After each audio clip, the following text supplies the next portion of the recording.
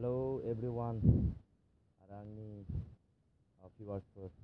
आं दिनै first time blog बानायदो नोंथांमोना आंनि भिडिअखौ नायनो इन्टारेस्टेडब्ला नायलांबाय थादो ना मा होनो लोगोफोर आं दायो थांगासिनो गुवाहाटीनिफ्राय सिखा बे बक' साइडथिं मानो होनब्ला आं मोनसे गारियाव पार्ट्सनि माने मोनसे बार्जार कम्पानिनिफ्राय आङो माल साप्लाय लांदों आरो बे जायगायानो जाहैबाय सिखा बक' साइडआव नैबे जाहैबाय सराइघाट ब्रिज ब्रह्मपुत्र गुवाहाटीनि दायो आं थांगासिनो नै नोंथांमोना नायलांबाय थादो आंनि भिडिअखौ नायनो इन्टारेस्टेडब्ला ना मा होनो लोगोफोर नै आं खिन्थु भिडिअखौ माने गोबाव जागोन होननानै सर्ट लाबाय आरो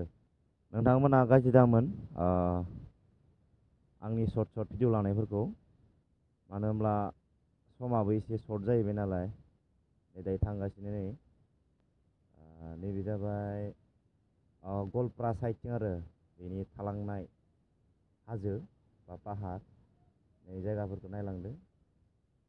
बिराद नायनो मोजां जायगाफ्रालाय आं फार्स्ट टाइम माने नैबे सेकेन्ड टाइम जाबाय सेकेन्ड टाइम थांगासिनो आं दायो नोंथांमोना भिडिअखौ नायलांबाय थाबा दै आं जायगाफोरखौ देखायलांबाय थानो सेस्था खालामगोन नोंथांमोना नायलांबाय था नै मोनलायबाय समायना जायगा बिफां लाइफां सेर सेर लामानि जानाय हाइवे नै नायलांबाय था मासि नायनो समायना बे लामाखौ बानायबाय थादों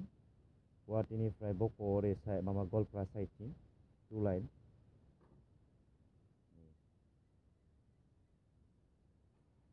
लाइना मोननै जासिगोन आरो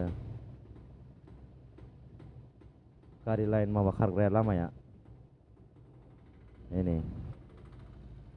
होमबा आं दोनथ'बाय बेखिनियावनो लोगोफोर